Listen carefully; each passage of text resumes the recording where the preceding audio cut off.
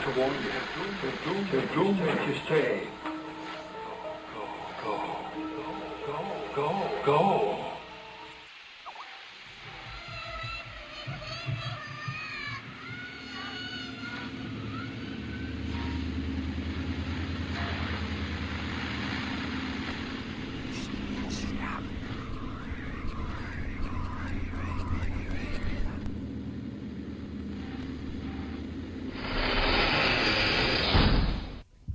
All right, everybody. Welcome to Points of Interest, the very first show of 2014. I still think it's 2013, but we'll just fake it. Yeah, all day today. I was 2013. Oh, crap. Scribble, 2014. Okay, we'll get this right. Yeah, gotta love work. Once again, I want to thank everybody for tuning in tonight. We have a very, very cool guest coming on the show. Here in just a minute. We've just got to cover a couple local events that we have coming up, and we'll go from there. I am your host, Josh. I'm Terry Lee. And we have Brett at the keyboard and back, chatting in the chat room and checking all the audio levels. So I want to start off with, I hope everybody had a great holidays. I hope everybody was safe, stayed warm or cool, depending on where they live. But here it's covered in snow and ice, so I have to say stay warm. And let's get this going. First of all, I want to talk about a couple upcoming events. One that Tippa Online is hosting ourselves. We are going to be conducting, how many times am I going to say we're going to do this, and I don't know. I think you've chewed somebody out for that too. Yeah, that was on his show, not mine though. So that's different. There we go again. January 18th, we are hosting another investigation at Cafe Neo Coffee House, and it's 3300 South, right off the freeway, about 300 West, roughly. We're going to be doing another investigation there. Now, I missed the last one that we hosted there. You were telling me of some things that took place? Yeah, unfortunately, it was kind of before the actual investigation started. I was walking a person that was going to be leading one of the groups and showing her the layout and everything. She and said, did you hear that? Yeah, well, I'm busted. So we were standing in the back dining hall, and an object flew across the room. So we had poltergeist activity right from the get-go. So that was kind of awesome. Yeah. And it just escalated from there. We seen several white mists. A couple of us actually heard disembodied voices. So there's a lot of activity there. And I remember back down in the basement where the girls would get ready for the show. And that's all I'll say. I remember when we were there, between the spirit box, the flashlights, and the EVP sessions that took place there, I know that there was a lot of activity taking place in that general area as well. So I'm excited that we can go back and they're going to let us in and host an event for some of the local people interested in learning more about the paranormal field. Sure. And for those people who are going to come to the meetup prior to the actual investigation, we'll be bringing some of the EVPs that we caught on this last investigation there. Very cool. Yeah, I haven't even heard those, and how sad is that? That's sad. Well, that's on the 18th, and if you guys are interested in booking it, anybody here in the Salt Lake Valley, just go over to our storefront, and we have it listed under events, I believe, so you can just click on that, order your ticket. Now, the meet and greet before the investigation is free, and it's unlimited. Anybody and everybody could show up for that, right? That is correct. Okay, it's just the investigation section itself is what the location the fee is for. Right. Exactly. Okay, so, well, that's reasonable. Now, with that aside, coming up in February 1st, there's a charity event being hosted at Asylum 49. The group that put this together was the PI Team of Utah, which is the local branch of the Taps family. And they're doing it for a 17-year-old girl whose name is Taylor Scougard. I'm not sure if I pronounced that right, but hopefully I did. She was in a situation where she had a cyst removed from her head and, had some different surgeries and things take place there. Well, now she's unable to grow hair on a large portion of her head. And, she's going to need additional surgeries in the future, so she could do that. Now, if I read right, she missed a lot of her school activities. She hasn't been able to go out with her friends. She hasn't really been able to do anything because between her recovery and going to the hospital and everything else that she's dealing with, just simply not feeling good.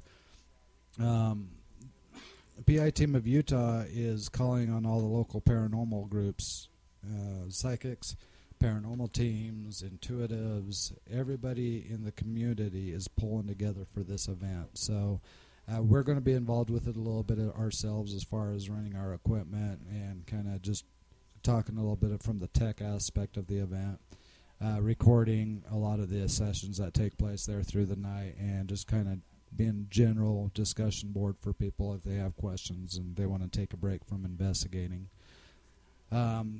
People from Crohn's Hollow is going to be there. Asylum 49 obviously is going to be there. PI Team of Utah is going to be there. TIPA Online is going to be there. There's probably at least another 3 or 4 more teams or team members from different groups going to be there. And it's a really, really good showing of how the community can work together instead of trying to outdo one another.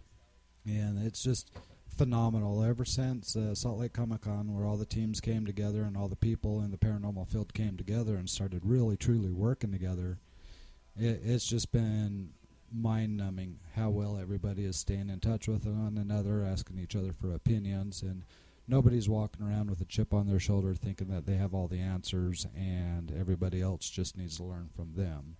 It's really a group effort across the board with everybody, and I can't say that enough. But this investigation is going to be on February 1st, and it's going to be held. I'll read the banner. This event will include ghost hunts led by some of the Utah's top paranormal teams, psychic mediums, tarot and crystal ball readings, and raffle for great prizes. Readings begin at 5 p.m. Ghost hunt begins at 8 p.m. and runs until 1 a.m. And once again, for more information on that, if you guys want to look us up on Facebook as TIPA Online, we've been posting a lot of ads for it and things along those lines. It's a really good event. It's going to help a local girl here out that's really been dealing with a lot, and 17 years old and having to deal with something like that. It's taken a lot of her, those childhood memories that we've all taken advantage of growing up with.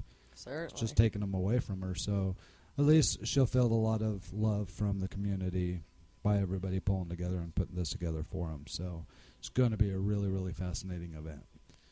Okay, big breath. All right, so now we are going to get ready to call in our wonderful, fabulous, exciting, can't wait to talk with her, guest. Her name is Stacey Jones. She's also known as Stacey Jones Paranormal Cop. And apparently she used to be a police officer, and then now she's going around giving lectures and things like that about the paranormal field and what takes place behind that. She has shot us a couple different EVPs that we could sit down and listen to and talk about a little bit. And she could tell us about some of the things that she has coming together. I know that she had mentioned to me that there's something called Phenomicon coming in April, and Through the Veil, which I think she said coming in June, but I can't remember exactly, so we'll have to ask her. Once again, this is going to be Stacey Jones. We're just going to take a brief break, call her in, and we'll get the show rolling. We'll be right back.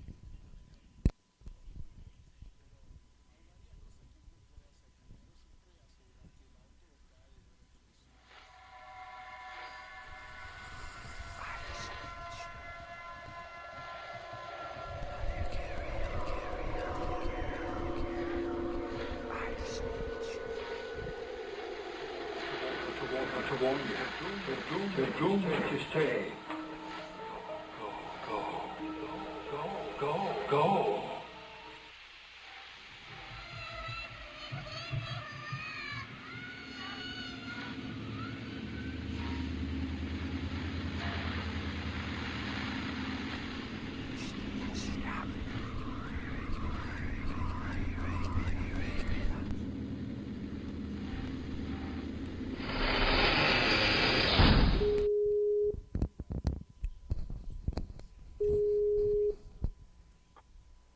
Hi, Good evening, Stacey. How are you tonight? I'm good. Can you hear me Fantastic. okay without any echoes? You're sounding pretty good. How do we Okay. sound? You're great. When I talked earlier, there was a lot of echoes, so I'm glad. Perfect. Yeah, I always have to do a lot of fine tuning right at the very end, right before the Yeah. show launches. Yep, but sounds great. Good. Yeah, you sound perfect on our end too. I want to start off with thanking you very much for taking the time to sit down on the show with us and sharing your experiences and sharing what you do with us, because when everybody's willing to share and express their experiences, knowledge, and everything else, it says so much more about the community. And the fact that you're willing to spend the time with us, I can't express how much gratitude I have for you for doing this. Oh, absolutely, absolutely. My pleasure. All right. I do want to ask you. Sounds like a plane or something's flying by. Is that coming from our side? Sound like a car or something was driving by. I do want to ask you just briefly about if you could tell us about who you are, where you're from, and what you're all about. Okay. You want me to do that now, or you want?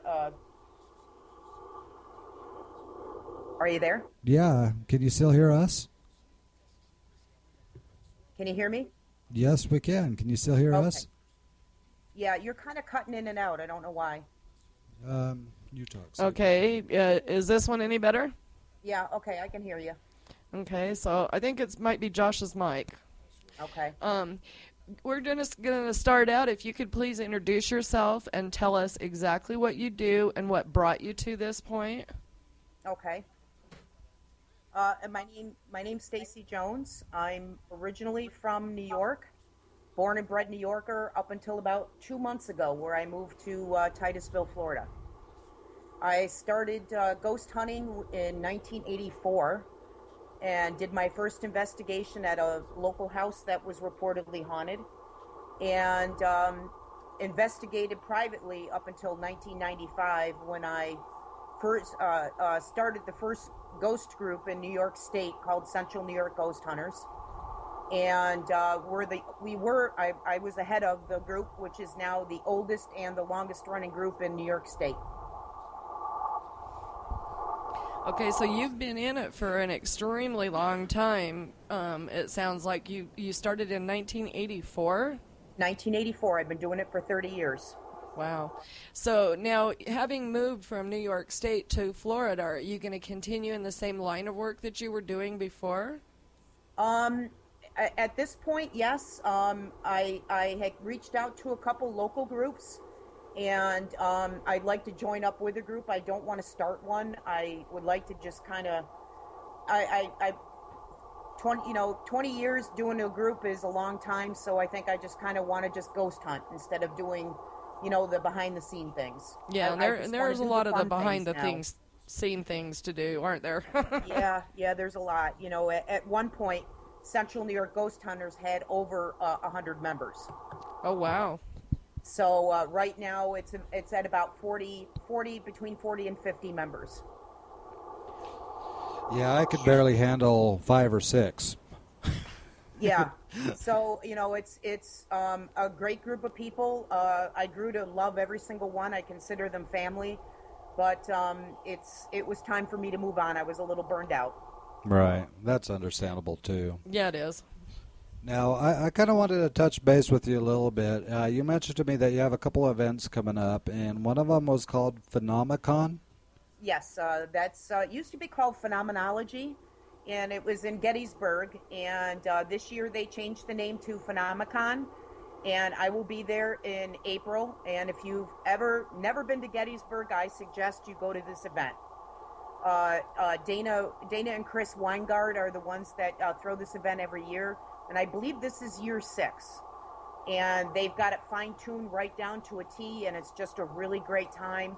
And there's a lot of people that have been to Gettysburg, like me. I've been going to Gettysburg for 15 years, so you get to ghost hunt, and you get to meet a lot of great people. Like John Zaffis is going to be there. Jason Hawes is going to be there. Tiffany Johnson.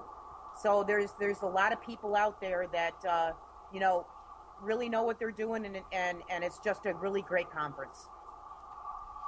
Now, that's really cool. Where do people go to find out information about this event and how to get tickets for it? What they can do is punch into Google Phenomicon Gettysburg, and it will come up, and you can check it out, find out if this is something that you would like to do, and like I said, if you come out, you're going to have a great time, absolutely great time. Okay, and is that just like a one-day event, or is it over a course of a couple of days? It's over a course of a couple days. It starts Thursday night and it goes right through till Sunday morning. Awesome.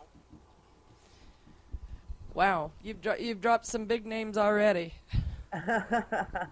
Yeah, John Zaffis.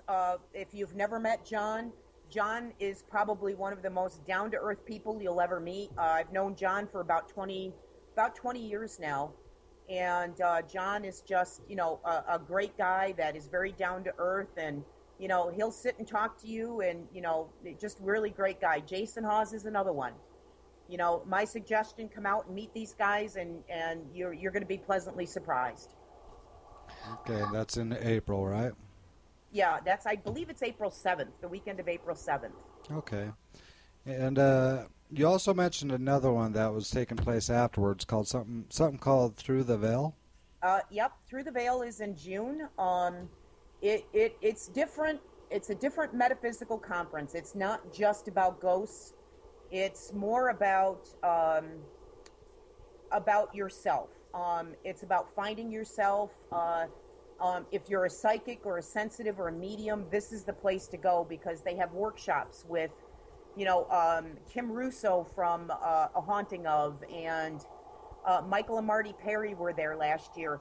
Just a really, really great place to go if you really want to get together with people who are very similar in thoughts. I really like to say that Through the Veil is about education and enlightenment. It's just a really great place to go. And it's different. When you leave there, you feel different going there. It's almost like a need for your soul. That's the only way I could really describe it.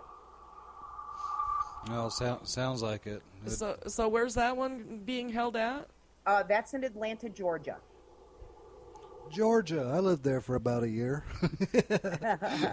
That humidity killed me, though. I had to go back to the dry heat.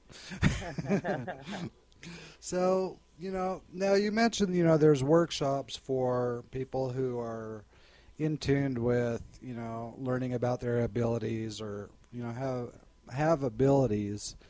Is there any kind of workshop for people who don't necessarily rely on abilities but want to learn more about the technical side? Have you ever heard of anything like that? Yes, that they do that at Through the Veil. There's a gentleman called Larry Flaxman, who is a police officer from Arkansas. He is not a psychic sensitive, he's not a medium, but he's somebody that really likes to experiment with that and to see if, like, our instincts and our gut feelings kind of pan out.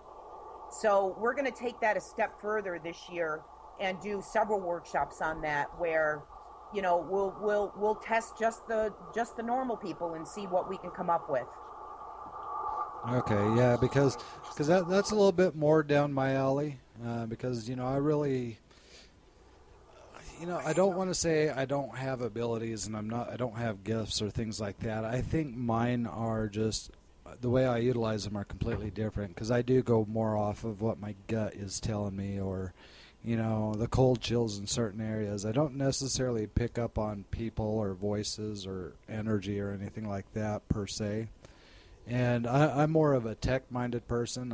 I'm good with cameras and audio and all the little K2s and equipment like that.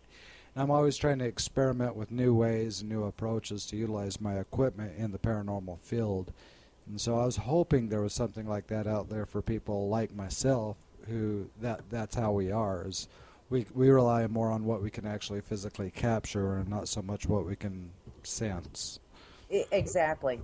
Yes. So I definitely like that. That's coming. Now, being a paranormal investigator or being involved with the paranormal for that long, what would you say is probably the most what is the most interesting thing you've learned from the field? When I first started doing this, I wanted to find answers, and I got involved and got interested in the paranormal when I was 6. My mom, um, my mom had related an experience she had when she was a little girl, where her father had died, and on the first day of 4th grade, shortly after her dad died, she had seen the apparition of her father standing in front of the classroom, and she put her head down and looked up, and he was still standing there. And, excuse the pun, she turned white as a ghost. And the teacher sent her home. And when my mother relayed this, I said, I could find the answer. If I read enough, I'll find the answer. So I started reading books when I was 6, and by the time I was about 15, I exhausted the library system where I lived. And what I found is that the more I read, the more questions I had. So when I started investigating, I said, okay, I'm going to find the answers. And, here it is 30 years later, and now there's more answers than questions. I mean, there's more questions than answers, because it's almost like an onion where you're peeling back the layers, and you think that you've got answers, and there's just more questions arise. Yeah, do you feel like that's going to be continuing? I mean, a continuing, issue, because I feel it's that way with myself. Yeah, and it's odd because I've answered a lot of questions, but the questions I want answers to now are so deep and so thought-provoking that I don't think that we'll ever find them. Yeah, I totally agree. Totally. And, for example, when I first started investigating, I was a skeptic, and that's because that was the cop in me. And the more evidence came up, the more I was able to say, okay, when orbs were first coined back in the early 1990s, I didn't believe that orbs were ghosts. And I sent my pictures off to Sony because I had the very first digital camera, and I sent those pictures off to Sony, and they said, no, it's not ghosts, it's debris in the air. And so I said, okay, I've got that question answered, but the EVPs to me is what really had me convinced that there was something to this. Absolutely something to this, and the EVPs, the more I got into it, the more questions I asked. And the more questions I asked, the more answers I got, but the more questions came. Yeah. I have to agree with you. I mean, I got to just kind of reflect back on my experience. And the very first time I actually went out and tried to do anything remotely similar to paranormal was there's a cemetery here in Salt Lake. It's probably the oldest cemetery in Utah.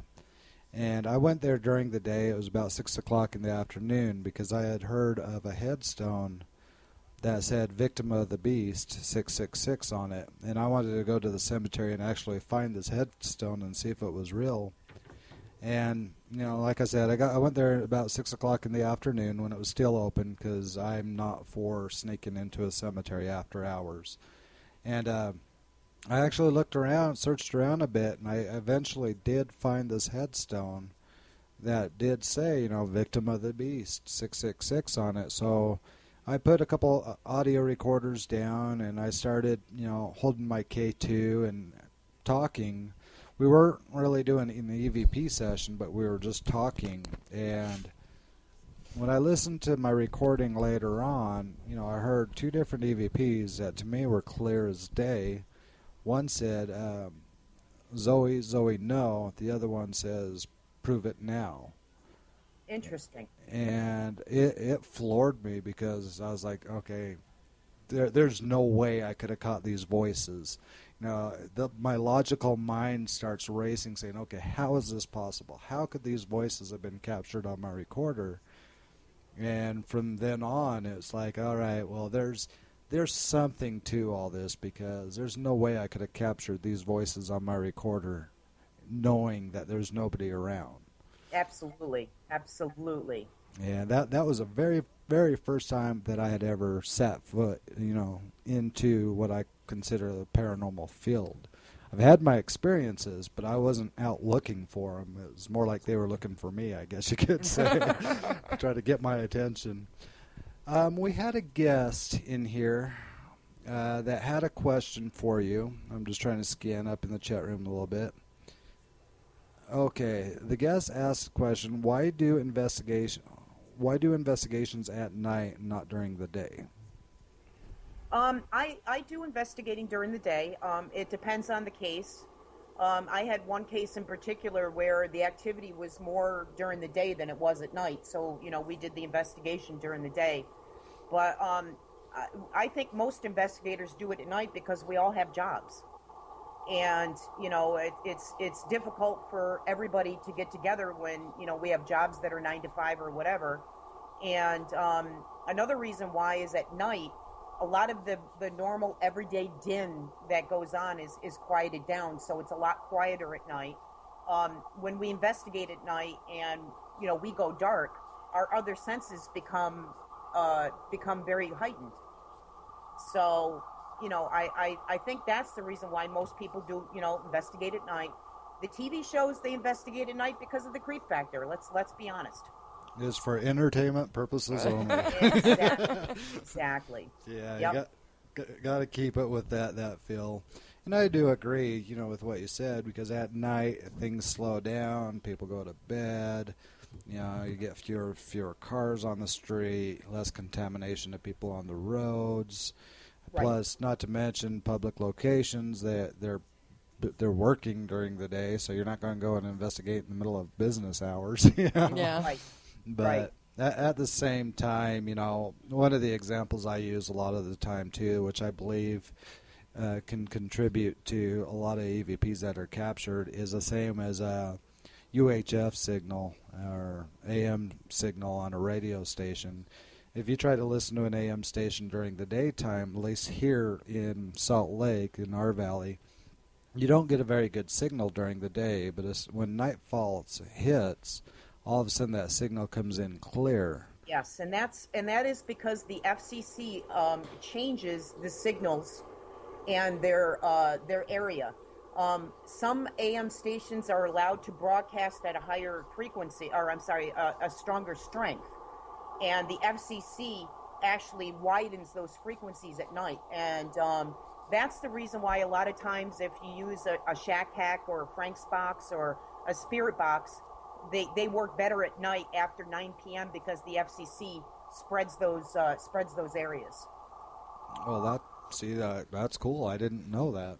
Yeah. Yep. Well, do you think the phases of skip that we get too from any of our, audio type equipment, whether it be CB radios or a Frank's box or, regular radio stations, do you think that the skip has anything to play in that? Because I've noticed over the course of time that it seems as it peaks, your EVPs come out a lot more prevalently heard and more clear than they do at any other point, too. Yeah, I do. I think that the EMFs play a big part in that. I'll give you an example. Back in the mid-1990s, when the micro cassettes came out, we visited this cemetery. It was an abandoned cemetery, and we got a very clear EVP there the first time we were there. So we kept going back, and the more we went back, the more EVP that we got. So my question is, why this cemetery, which had been abandoned since the 1890s? So what we did is we went to another cemetery, walked in, and we didn't get anything. So we did some research on the land that the cemetery was at, and come to find out that the land was very high in quartz. And I think that because of it being high in quartz, that it's able to hold energy, whether it be EMFs or whatever you want to call it. And I think that's the reason why certain areas you get stronger EVPs than you do in others. So I think it plays a big part, a huge part. And if you look at the moon cycles, sometimes the moon cycles, if it's a new moon or a full moon, a lot of times you'll get better EVPs at that time too. Or you'll have people, like I would have my clients chart the activity, and they're able to chart that, during a new moon, it's more prevalent than it is during during any other time. Yeah, I'm glad you added that about the phases of the moon because I've actually noticed that as well. Right. So, Yep.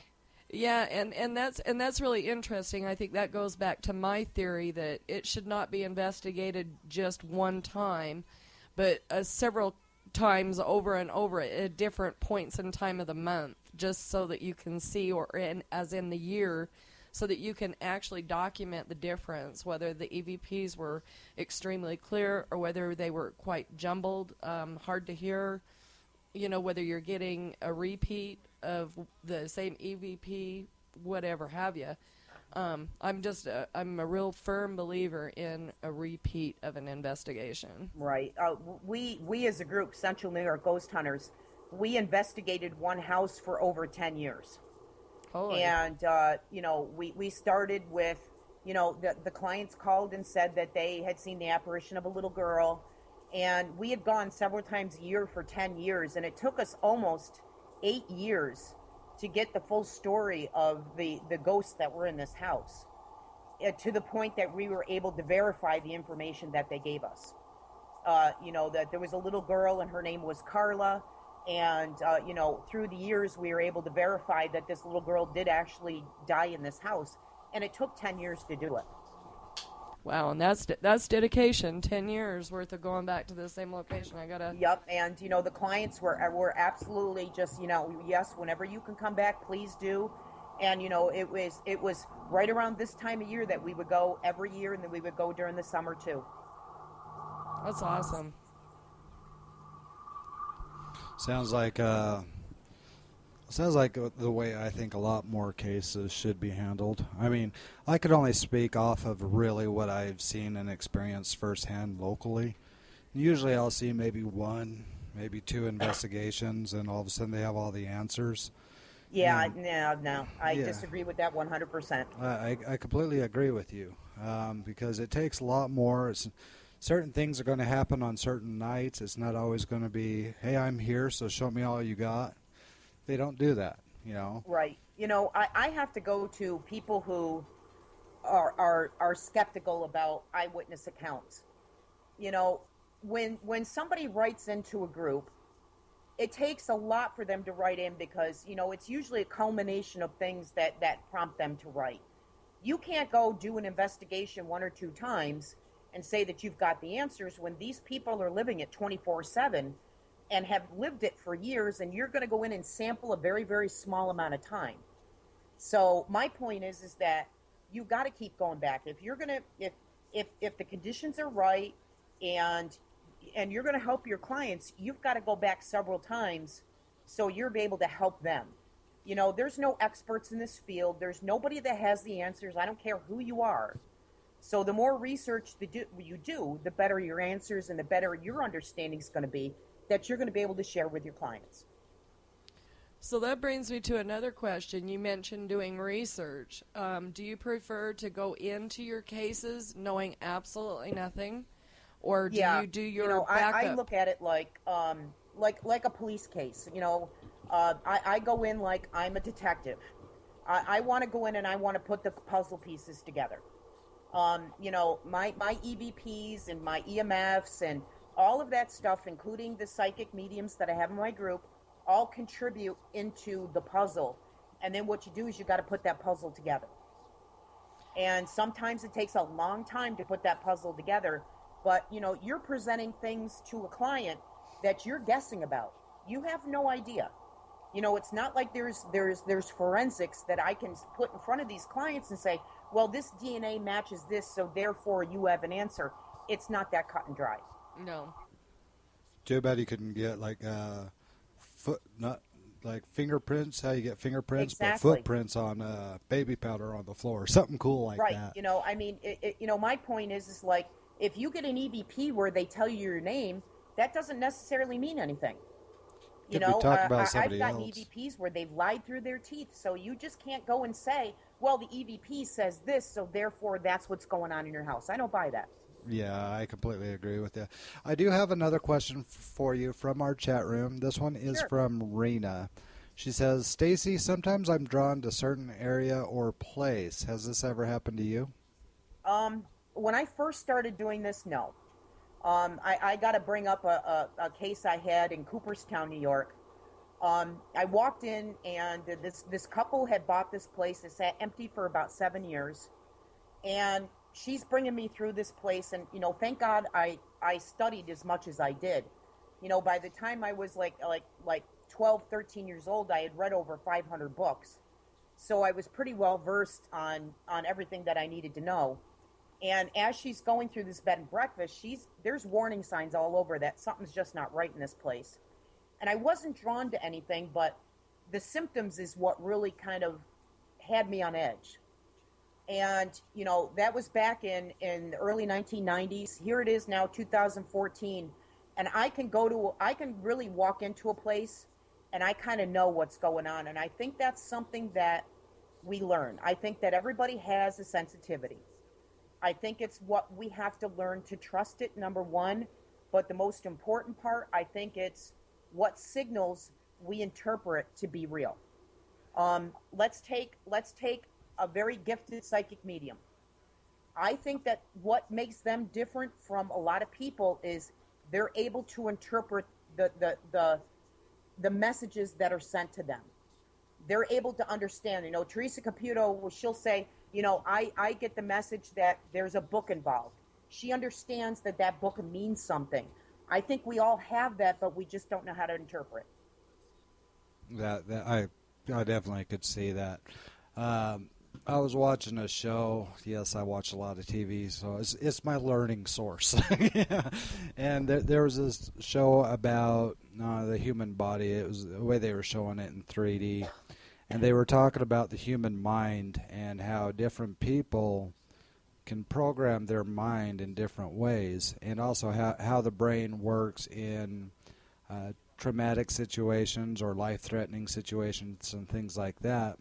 And one of the things that they brought up was investigators, police officers, and they said that with the training that they receive in constantly looking for all kinds of details all at the same time and being able to pull from their memory, because right now if somebody walked across the street of your house, you'd glance over and notice them, but you wouldn't really remember details about that person. What color was their shirt, what color were their pants, what kind of shoes did they have on, things along those lines. But as far as investigators or police officers, they're more trained to remember those details and be able to put more of the story together compared to, say, for example, myself. Right, And exactly. And believe it or not, that takes patience. That takes practice. That's not something that's done, right off the bat. Just because you're a cop doesn't mean that comes to you. You have to practice that every day, and it's like kind of like a foreign language almost, because when you're a police officer and especially investigator, it's your word against that person. So that training that you do is constant, and the more you do, the more you kind of open yourself up to your surroundings. And I think that's what makes a very good investigator is they don't go in with a closed mind. They go in with an open mind, not so open that your brains fall out, but just open enough where you're going to understand everything that's around you, not your tunnel vision. And that takes practice. That I absolutely agree. I've seen people, and I'm sure I've made the same mistake myself, of kind of forming my own story of what I believe is happening in a specific area, because I'm busy relating my personal experiences from my past to a specific situation that's taken place at a location, even though the two are completely separate. There's no association between the two of them. It's like matrixing of the mind, as you're trying to matrix a story together, pulling off of your own trying memories. to make sense of it all. Yeah. Pulling Right. off your own memories and your own experiences. And Right. And don't forget, it's not just your own memories and experiences, but it's also your bias. right. And, that's one thing that I have issues with a lot of paranormal investigators out there is they don't take the time to read books. They get a lot of their education from TV. And my point is that you're only getting about 40% of the information. You're not getting 100%, because TV is for entertainment. They want you to come back every week to watch what's going on. So they're not going to give you all the information, because let's face facts. If there was a real honest to God ghost hunting show, it would be boring. Yeah, Ghost hunting's boring. I've said that many a times. And, I'll hear a lot of people complain a lot. Why isn't this more realistic? I wanted to see a real paranormal show. I said, you can't blame the people on TV. You can't blame the producers. You can't blame, the channel or whatever you call it. All we can do is blame ourselves as far as these shows go, because like you said, if somebody put out a show of a true paranormal investigation team going out day after day on their investigations, nobody would care to watch it. Exactly. Yeah. And this is where I have problems with people that for example, let's take the whole negative aspects of hauntings. You get somebody that all of a sudden they're a demonologist, and they're out there proclaiming they are, and they're out there working with clients, and I've got issues with that, because you know what? You just can't hang a shingle on your door and say you're a demonologist when you don't have any training. And, it's this whole one-upmanship. I just can't be a regular ghost hunter, so therefore I have to be a demonologist. You're messing with people's lives. Exactly. And you're doing it because of your ego. You're not doing it to help clients. You're doing it because of your ego. And, that's what my issue is with a lot of these investigators out there is, they want to claim to fame, so they're gonna throw their hat out. My point is, I'm not going to go out there and hang a shingle and say I'm a medical doctor just because I feel like it. So don't go and say that you're a demonologist. I absolutely agree with you. Unfortunately, people are going to do it no matter what we think. Very Right. true. And the best thing that we could do, and it's part of why this station is here, Tippa Online, is bringing information to people. So people will know signs to watch out for, types of people to Avoid. hesitate. One of the things I've always said is, if you have a family or if you have somebody who's truly desperate for help, they're looking out to people. A lot of the ways I've experienced it myself is they'll get on the internet and they'll do a search for paranormal groups in their area. And I've asked a few different people in the past, well, how did you select this particular group? And they said, well, they had the best website. They seem to Right. have the most information on their website. Right. That doesn't necessarily mean anything, because you could have the best team out there that doesn't even have a website. They're investing their time in the research, the investigations, the follow-ups, understanding, having contacts in different religious fields, having contacts in psychology fields.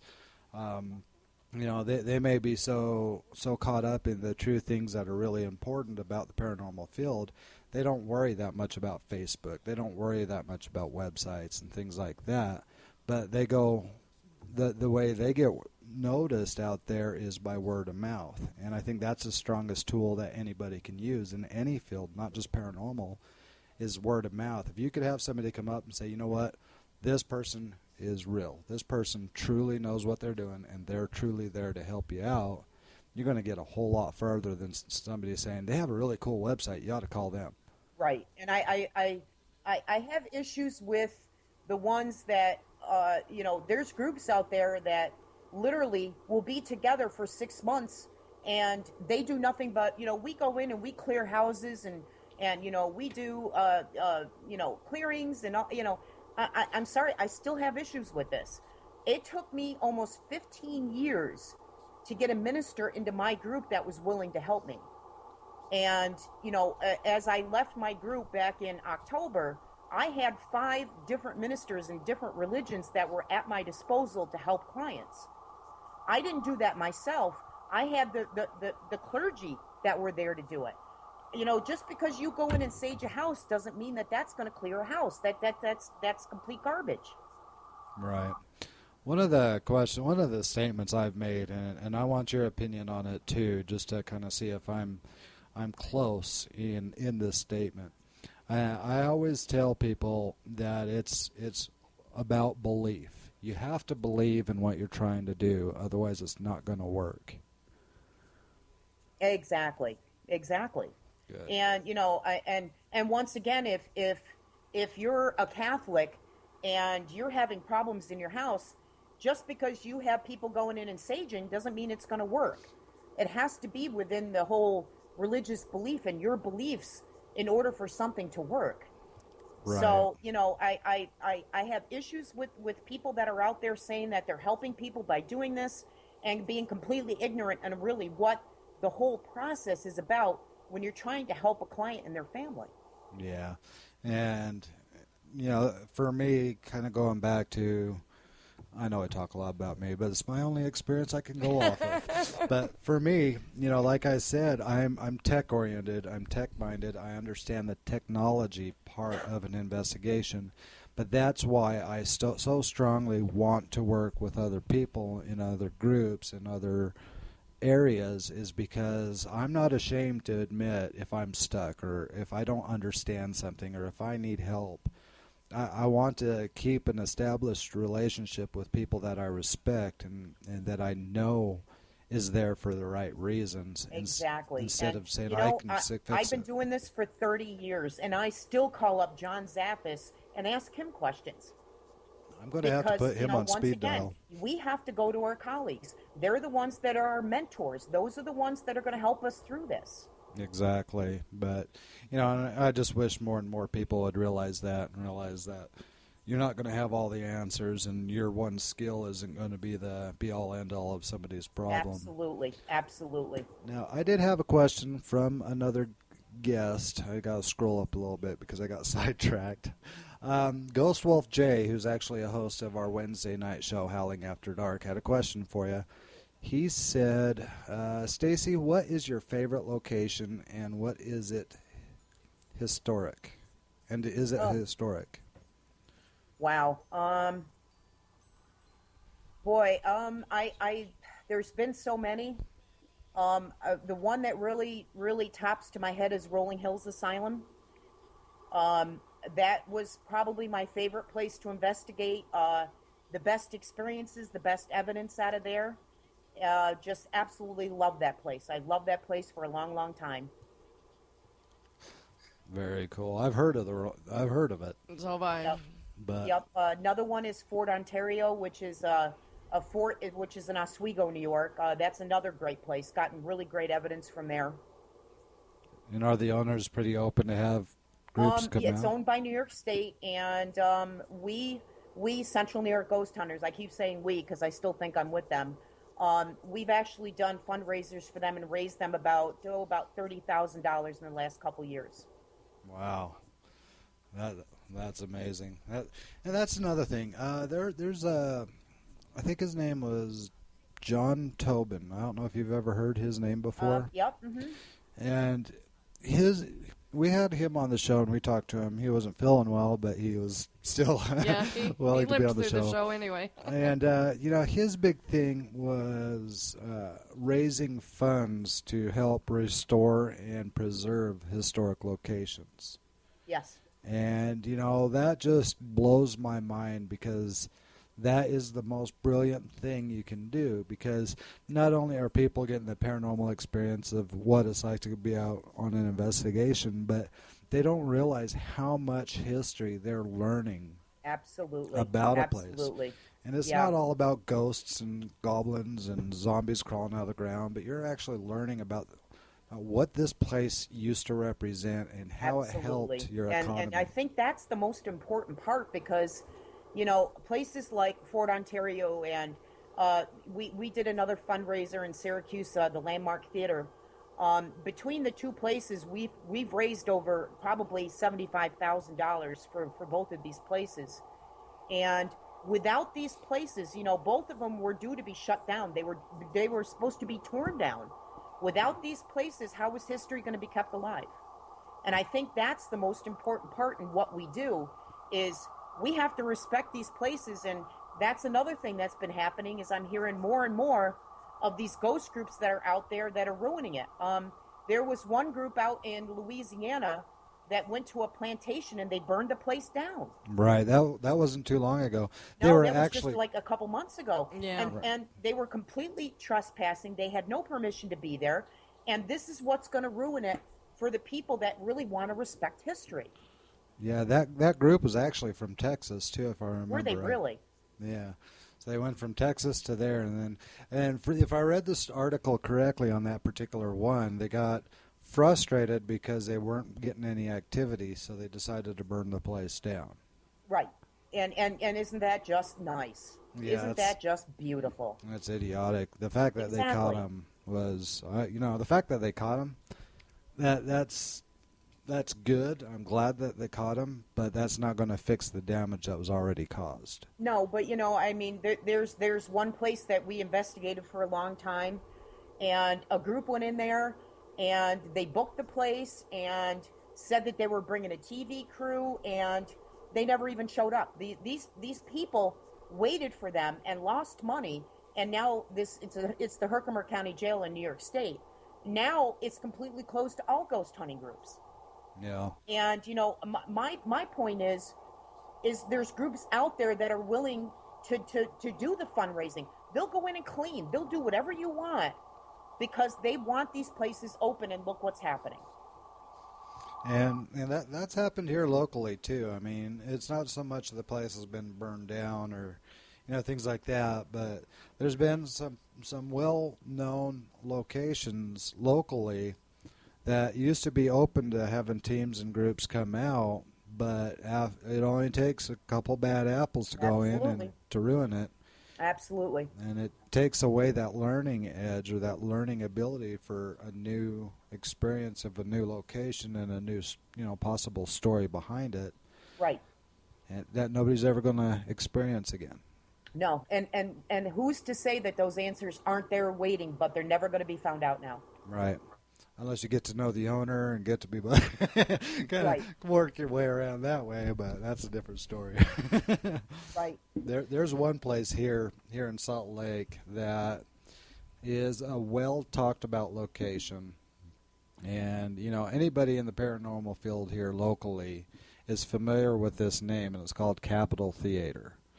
And that's one place where they say absolutely not. We are not going to do this paranormal stuff. We are not going to let you guys come in here and do the stuff that you guys do. But even the guards there have their own stories of things they've experienced. And, there was a show about it a while back where the show was talking about having the security guards talking about some of the weird things that took place there. And, I think that's one of the reasons why they say absolutely not. We're not letting you guys come in here is because they don't want to risk not only the vandalism, but if somebody got injured or, something along those lines. And, I could completely respect them not wanting to do that.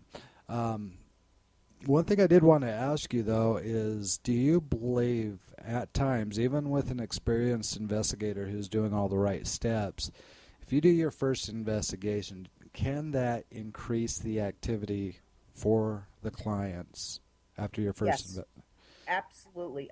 That is something I learned the hard way. When I first started investigating, I had a case that came in, and it came in right around after Thanksgiving. We started investigating, and we investigated a couple days before Christmas, and the activity got so bad that it literally ruined the family's Christmas.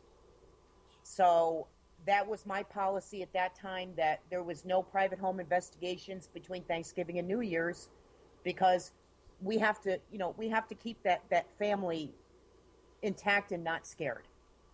So, I learned that over the years that that's something that does happen. And I warn my clients, a lot of people that watch the TV shows that think their houses are haunted, that will be the first thing I'll tell them. Hey, look, I want you to know, especially if you have children, that if your children are not aware that the house is haunted, they're probably gonna when we leave. Yeah. So, that's my thought on that. That's a lot of groups don't do that either. Like, they'll go in feet first. If there's children in the house, they're not thinking about the family, they're thinking about themselves. Yeah, they're running in there throwing out the words. It's all about the kids. Kids take priority, but It doesn't matter what you say. Your actions say a lot more than what your mouth does. Exactly. So that's something that I always forewarned the group. Hey, forewarned the clients. We're intrusive. We're going to be walking through your house. We're going to be taking pictures.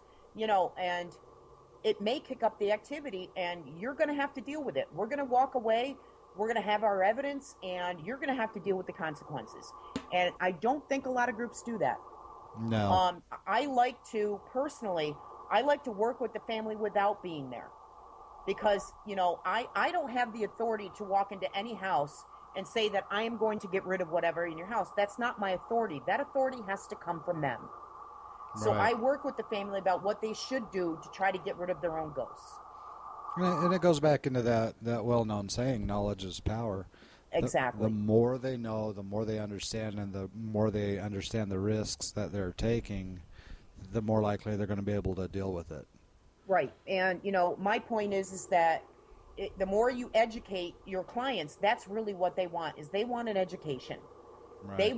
They want information, and that's what you should be doing first. It shouldn't be about what evidence you're going to get, what those people are going to do for you. This is what I'm going to give to you, and I'm going to educate you and hopefully help you live with your unseen guests, or maybe you can get rid of them on your own. Well, and I think in education, all that knowledge is empowerment for the clients that you're Absolutely. trying to help. Absolutely. Absolutely. Now, sometimes, have you came across clients where, once they learned not to be afraid of what's taken place, they've just learned to accept that it's part of the house? Yeah, because we all fear the unknown. Right. And that is 100%. And when you sit down with a client and you explain, hey, you know what? Just because you watched an episode of Paranormal State doesn't mean that there's a demon in your house. And, when I was a cop, this is what really wanted me to start the group, was I had a woman with 3 boys who had recently divorced, moved into a house, and she was experiencing a haunting, but she thought it was her ex-husband playing tricks on her.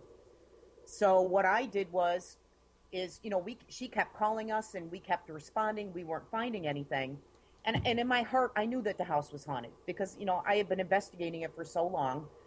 And I went back on my day off to go talk to her because I said, if I just talk to her and tell her that the footsteps she's hearing and the TV turning on and off and all these things that she was experiencing wasn't harmful in any way. And I went back and she had moved out in the middle of the night. So what happened was that was the day I formed my group, because I didn't want people to have fear where there shouldn't be fear. And for a long time, that worked. I talked to a lot of clients, talked them off the cliffs until the TV shows came on. And once again, the TV shows are entertainment. They instill fear, and it became a fearful thing. And then everybody and their dog wanted to run out and be a paranormal investigator. Exactly. And then now we have a whole generation of paranormal investigators who have never picked up a book. They learn everything from television. Or the internet. Absolutely. Yeah, YouTube. Absolutely. Blame YouTube. Yeah, you Right. could watch YouTube for days and just look at all the nonsense. With that being said, and, I'm not about talking bad about anybody, but what is some of the most damaging effects of another team has caused that you had to go and repair? I don't want to say team. I think that the most damage that's been done is the show Paranormal State. And let me explain why. I truly respect everybody who was on the show, most everybody. But I had problems with the way that the show had gone, where everything wasn't just a normal haunting. It turned into where everything was a negative. And you had people that were watching this and seeing the experiences that these clients were having, and because Paranormal State put a negative connotation on, they all thought that they had a negative. And they did it for ratings. And when people watch this and they have a haunting in their house, they're not understanding this. They're seeing what's on TV, and they're saying, oh my gosh, if it's a demon in that house, it has to be a demon in my house. Right. And that's what bothered me. I mean, I was supposed to do an episode of that show, and that was the day my dad died, so I wasn't able to. But as the show progressed, I never watched the show, but I would know when the show was on because my phone would ring off the hook. And it was to the point I was spending almost 40 hours a week on the phone with these clients telling them this is normal, benign stuff. Just because it was on Paranormal State doesn't mean that it's a negative. So, I have problems with that. And I actually was able to tell off the producer and the vice president of A&E and say, you guys were wrong in doing this. I told them off, and it was a great thing. Well, and a lot of the other shows that's come by since then automatically spin it to the negative too. I think that is probably one of my biggest peeves about the entertainment industry. Let's look at Ghost Adventures. I was on Ghost Adventures. I did an episode of Ghost Adventures. I did an episode of Paranormal Challenge. I recently watched an episode of Ghost Adventures, and they're provoking. And that scares me because you're teaching inexperienced people to go out there and provoke. I totally agree. I have issues with this. You're teaching kids, 16, 17-year-old kids, to go out and provoke. Yeah. And that's, they do it. I got issues with that. And I was on the show. And, the show I was on, they weren't provoking like this, but boy, they're provoking a lot now, and I've got issues with this. There was that show, that Extreme Paranormal, where they were doing bloodletting. Yeah. Yeah, that was pretty bad. Yeah. I had the great opportunity to tell off the vice president of A&E who brought that show on what a disgusting thing that was, and she actually apologized to me. Yeah, that was a pretty over the line thing that they did. Absolutely. That apology should have gone and over to all the my point viewers. is you do have a responsibility in this. Just because you're putting a show on, don't think that you don't have a responsibility. You do. You have a responsibility. Yeah. Well, and I think that's where a lot of the established groups now that are working together are trying to educate these people that are just coming into the field, or, trying to make them aware that, there is a repercussion for everything you do, whether it be, paranormally affiliated or whether it be with your clients.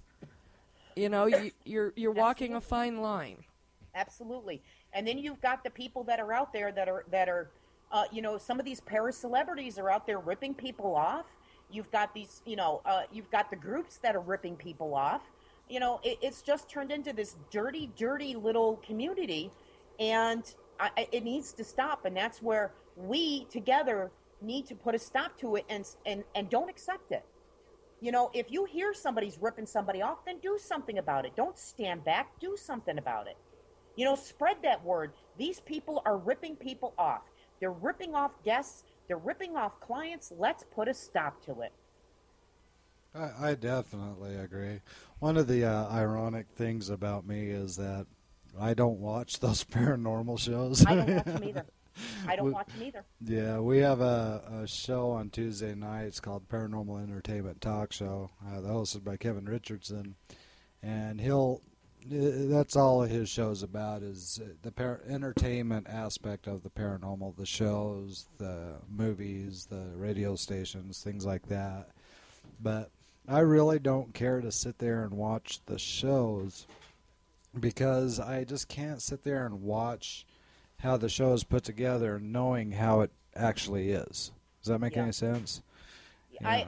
I had a TV show offer back in October, and it was in the works for months and months, and I actually turned the TV show down because the concept to me was dangerous. And the concept is that they wanted me to go into houses and clear houses of negative energies, or clear house of ghosts, and clear the negative without help. They wanted me to go in without clergy, without psychic mediums, without people that were more qualified than I was. That's what the show was about. And I said, do you realize how dangerous this is? And I said, I'm sorry, but there's a responsibility. I really believe there's a responsibility that we should all have. And I turned the show down, and it wasn't even 3 days later, I had another job, another TV show offer, where they kind of wanted to do a show about Central New York ghost hunters, except they kind of wanted to pick and choose the characters so they can make fun of them. This is not what ghost hunting is about. It's completely gotten away from what it should be. And you know what? I'll even go a step further, but they've never, ever really gotten a ghost hunting show perfect. They never have. Because the producers and these ones that run these networks all seem to think that the people who watch these shows are stupid, and they're not. They're not stupid. They're very educated. And instead of watching them, they're completely turning them off now. Well, I think back to the very first season of Ghost Hunters. And I remember watching that first season going, wow, okay, to me, that first season was impressive because there was a lot of times where they didn't have anything happen. There are a lot of times where they spooked themselves out and they figured out that they were just spooking themselves out. And they weren't afraid to admit it. And I think the seasons that came afterwards was about they weren't getting the ratings they wanted. So Absolutely. They had to start doing more. And once again, I saw it coming. When Ghost Hunters first came on, I said it's going to start out where they don't get much, and then they get a little more, then they get more and more. And I really think that they were pushed to the wall where they were like, we have to produce because that's the evolution of this. People are not going to tune in unless they have results. Yeah. So then we've got this whole thing of, well, Ghost Hunters is out there faking their evidence. They're doing this, they're doing that. And I'm sorry, but I'm going to stand up for Jason and Grant on this and say, you know what? They're not left with a choice because that's the progression of keeping people watching. It's for entertainment purposes only. If you are getting your education from ghost hunting or ghost hunters, then there's something wrong with you. Yeah. Well, and, once again, I still have to go back. Yes, there is a responsibility for these producers, for these shows. I completely agree with that, but we always have to go back to the root. We would not watch the show if it was actually shown the way it truly is. Absolutely, and I think that we have to understand. I did an episode of A Haunting. It was a show about my son who ended up needing an exorcism when he was 14 years old. And when A Haunting approached me, I went to my son and said, A Haunting wants to do an episode about, the exorcism. And he agreed to it. And I said, okay, why are you agreeing to this? And he said, because I want people to know that there is dangers in ghost hunting. I couldn't deny that. But when the episode aired, I got hate mail. I mean, you're talking honest to God hate mail from people who took what was on the show as being 100% of what happened. And, these people didn't understand that they had to put this into 44 minutes and tell the story. So, of course, there was a lot of things that were dramatized, and they had to switch things around. But what is wrong with people that they watch something and they take it in and it's verbatim? Because it was on TV means it's real. Well, because if it's on the internet, it means it's real. Where is people's critical thinking skills? And that's a valid question. Well, it's a valid question. My point is if you want to come in and you want to write me hate mail, why don't you ask me about what happened before you make an assumption off a TV show? Yeah, well, and the greatest thing, over the evolution of TV time, airtime, they take things that are completely out of context. And, by the time you get to view it at its end result, you're wondering if that's even you and your situation that they've been talking about. Right. When I watched the episode, I went, those poor people, oh my God, because they over-dramatized it. And of course they have to over-dramatize it, because if they didn't, you wouldn't watch it. That's very true. I mean, if they were to watch a true to earth investigation, it's like watching paint dry. Exactly. Exactly. And Yep. where would the ratings be at that point? Right. Right. So we, Yep. I guess, together in the, the people that are serious about what they're doing need to come up with some idea of how we can put this, if it's going to go on television, how we can keep it more true to life, I guess would probably be the question. Right. Well, Right. And I think that formula is out there, but producers and cable TV people just don't want to touch it because they don't think it's exciting enough. there's no money in it for them. Exactly. Yeah. And where I personally think that people would tune in droves if they did it right. Well, I totally agree with you. Totally. Yep. Yep. Now, one of the things that I know that happens all over the place, here in Utah, Ohio, I know they do in Iowa, there in Florida, is local teams hosting events. So instead of somebody sitting on their butt watching a TV screen, they can actually go out and experience it firsthand.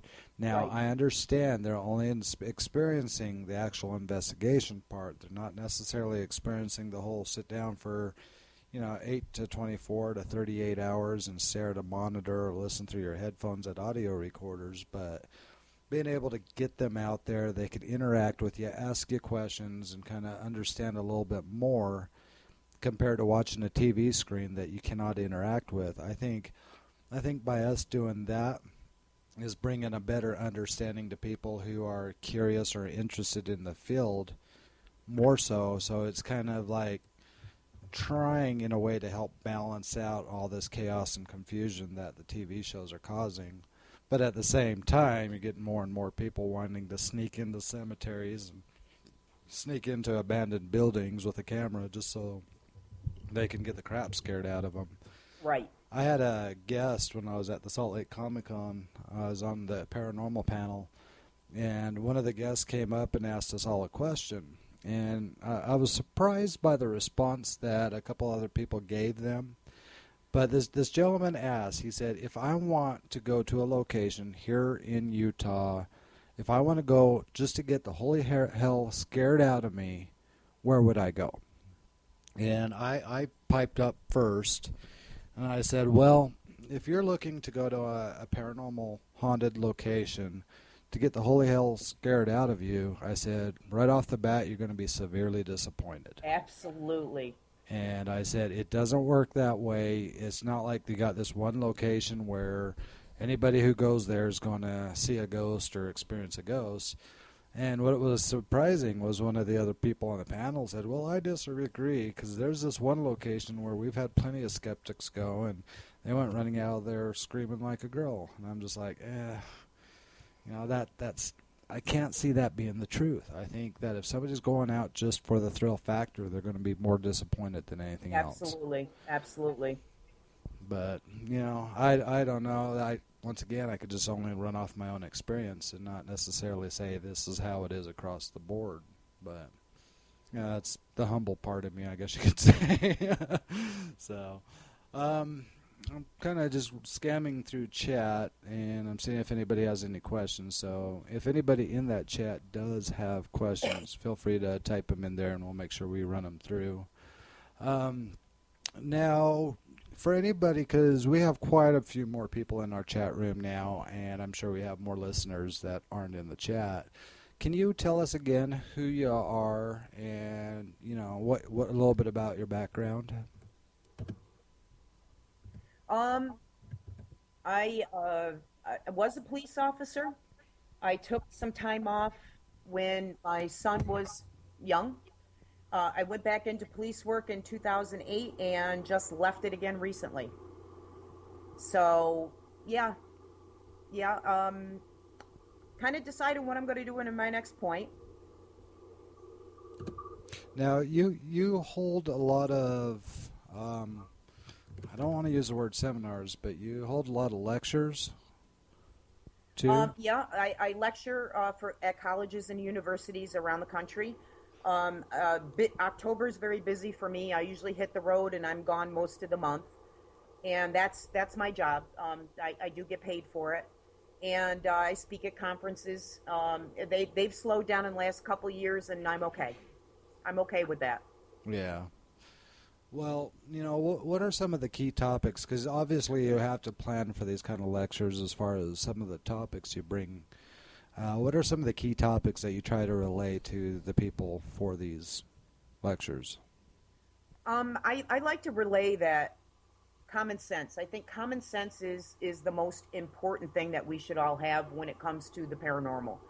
And I like skeptics. I like it when they come into a conference or one of my lectures, because skeptics are the ones that make us all think outside the box. I like to present the evidence, and I'm not just talking video or pictures, because they could have many meanings to them. They could be a lot of things. I like to present, like EVPs. EVPs to me are probably the most convincing thing out there that there's something paranormal going on. So that's something that I talk about is, being a cop, I'm going to present the evidence to you, just like if I was in a trial and I'm trying to convince you that ghosts exist. I'm going to put all those puzzle pieces on your lap, and I want you to come to your own conclusion. Okay, and after your lectures, do you give your participants a question and answer period so that they can address some of maybe their own personal queries that they might have? Yep. We do a question and answer, and then I also take them on a ghost hunt if that's something that they want to do. Because you know what? You can get up and talk about it all you want, but if they go and experience it on their own, that means more to them. And where do you take them, if I can ask that question? Is it a public place that you take them, or? Yeah, always a public place, yep. And how long does your investigation last with them? Usually a couple hours. And what's their, how do they leave the experience, the majority of them? Are they happy to have experienced it, decided it wasn't for them, want to learn more? A lot of them come in, skeptics. They're laughing and joking with each other, and I put a stop to that right from the very beginning, because that can kill any investigation. Because there was a stigma attached to this at one time. When I first started doing this, I didn't tell people. It was all by word of mouth. I didn't have a website. It was all done by word of mouth, because you just didn't talk about this. And if you believed in ghosts, my gosh, you were considered a freak. So I put a stop to that very, very early on. They're invited to stay, but they're supposed to keep their opinions to themselves. And a lot of times these people become believers because things happen in front of them. Yeah.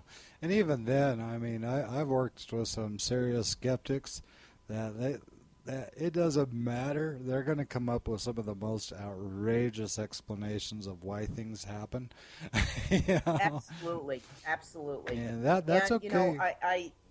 There was one article written with the Skeptical Inquirer about EVP, and this person who authored the article had pulled out some EVPs from around the internet and talked about how we were just trying to basically matrix what we were hearing. But of course, he pulled the worst EVPs out that you could ever imagine. Nothing clear, nothing concise. And, I've got problems with people like that. You're not a skeptic, you're a cynic. And there's a difference. There is definitely a difference. And, we've got one in the chat room right now. And it may make them feel better, where if they're going to sit there and say that we're crazy cat people or, whatever, I think it's just because they're so close-minded that they don't have the possibility to keep an open mind to say that this is possible. I don't think that there's one person out there that's going to say, I've got proof of the paranormal 100%. But we are the people that are out there that are testing it, trying to see if there are answers. Well, and I think that's all that any good investigator does is just tries to link the answers that we get in responses in our evidence to actual people that have walked this earth, maybe have died that way or in that location. We just try to connect the dots. Exactly. And you know what? We don't know. We don't know. And we are the very first person to admit we don't know. But you know what? We're going to go try. Yeah, absolutely. And it's better to go out there and actually try than to sit there and do nothing at all. And then to sit there and then cast judgment against people is even worse. Right. Oh, yeah. I totally agree. So, now, I know that you sent us in a few EVPs. Yep. Do you want to lead us into maybe one of these that you sent us that give us, like, the backline to it? Sure. I sent you one from Fort Ontario. That's the fort that's in Oswego, New York. And I think the first one is you're going to hear a woman, and she's going to say, go ahead, ask the spirits to come in. Okay. And what's interesting about this EVP is she was actually giving instruction to my investigator when she was doing an EVP session. Okay, well, I'm going to go ahead and play this a few times for the listeners. I got Brett on holding the volume knob because I'm not sure how loud this is going to come through on the first shot. So here, I'm going to try it once. Here we go. Incoming.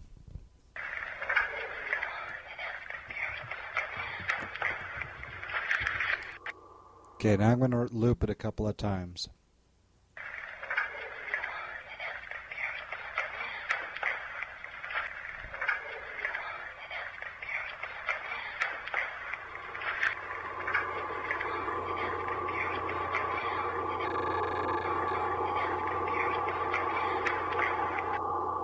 Okay, we started getting some of that strong noise in the back, but here it is one more time. There's that noise in the background again. It's like whatever that is in the background is kind of like you can't listen. All right, we're going to try one last time. Here we go.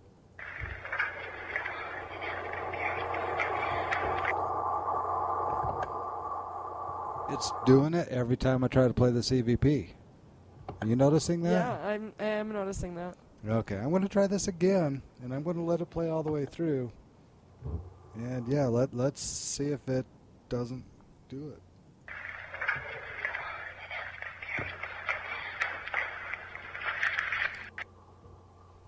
Okay, I definitely hear it. Do you? Yeah, I do. All right, let's hop over into the chat and see.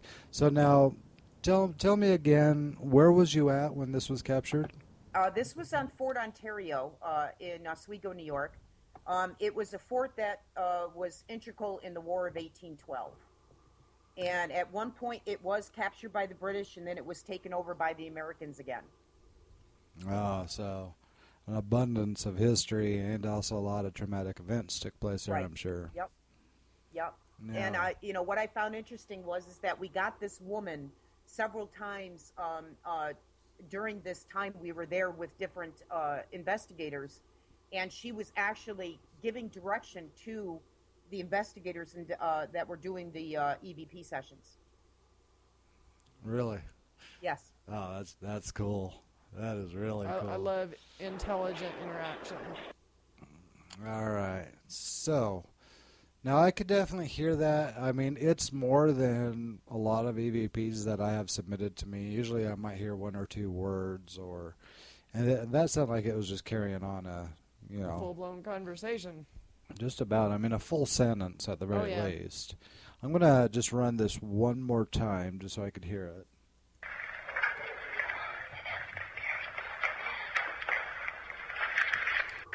Yeah, to me, it sounds like a full-blown sentence. I'm going to hop over into the chat room real quick, and I just lost my connection.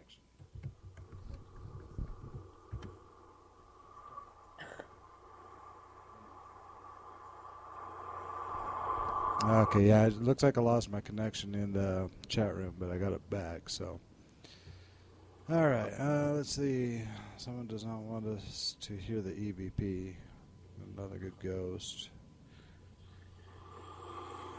What is that noise in the background? It's like a bong or something. Wow. All right, so I'm gonna bring up the next EVP. Now, was this next EVP at the same place? Yep, same place and same time. This was about maybe 2 minutes after the first one. The investigator asks, "Does anybody sleep on the top bunk?" And you're going to hear a woman say, "Me and the offices." All right, let's see. Here we go. Open it up. Now, before I play this, I just want to let the listeners know that we did create a page, and we did upload these EVPs to the page for you. It's if you go on the home page at tipperresearch.com, you go down to teams on the left-hand column, then you go down to Florida. You'll see Stacey's picture there. You just click on that, and it'll bounce you over to her page. We have these EVPs posted there as well, so if you want to go back and listen to it whenever you want, there's a point where you can go. But here we go with this EVP. I'm going to hope we don't get that background noise again.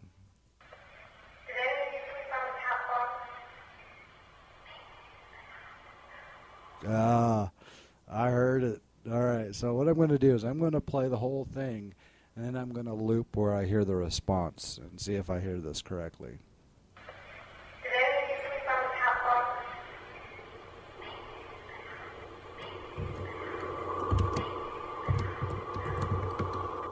Yeah, and then here comes that word background noise again.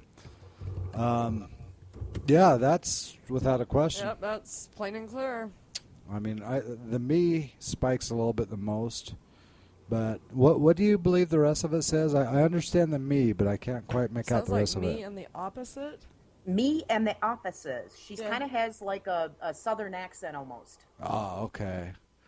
Wow, that's really cool. You know what? I'm going to refresh my page here. Now, when I was talking with you, you sent me a link to another page. I need to stop this real Me quick. and the There we go. To a website page of an EVP. I believe you said you captured. Is that correct?